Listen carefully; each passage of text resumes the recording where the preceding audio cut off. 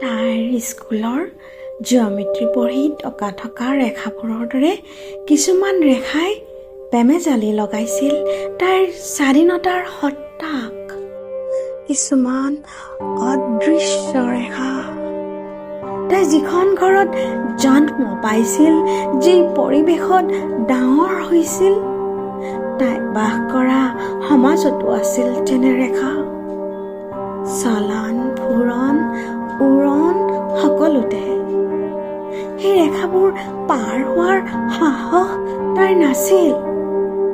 সেই ৰেখাবোৰ ইমান শক্তিশালী আছিল যে তাইৰ ভাৱনাৰ গতিও ৰখি গৈছিল সেই ৰেখাৰ উপস্থিতিৰ আভাসত।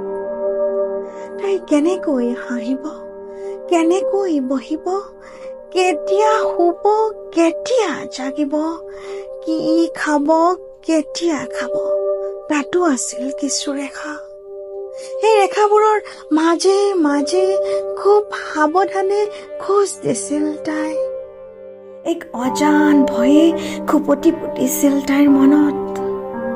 আচলতে তাইৰ সন্দেহ হৈছিল, তাইৰ যদি সীতাৰ দৰে অৱস্থা হয়, অগ্নি পৰীক্ষা দিয়াৰ পিছতো নিষ্ঠুৰভাৱে নিৰ্বাসন দিয়া হয়, আৰু যদি জীৱনৰ অগ্নি পৰীক্ষাত এদিন তাই জ্বলি ছাই হৈ যায়।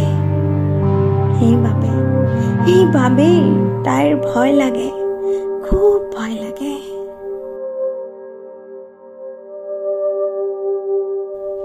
এদিন তাইক সজাই পৰাই আন এখন ঘৰলৈ উলিয়াই দিয়া হ'ল। তাত আকৌ নতুনকৈ বহুতো ৰেখাৰ লগত তাইৰ পৰিচয় ঘটিল। অসংখ্য ৰেখাৰ জঁটত আউল লগাৰ ভয়ত তাই থমকিছিল আৰু ৰেখাবোৰৰ মাজে মাজে কুচি মুচি দিন কটাইছিল।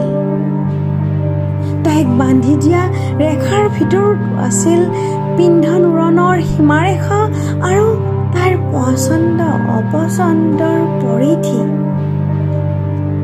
সেই ৰেখা অতিক্ৰম কৰাৰ কথা ভাবিলেও বহুতো আঙুলি তাইৰ ফালে পোনায়। এদিন ভুলতে তাই সেই ৰেখা পাৰ হ'ল, আৰু তেতিয়াই তাইৰ হৰণ হৈছিল তাইৰ শান্তিৰ, তাইৰ সুখৰ, তাইৰ সন্মানৰ।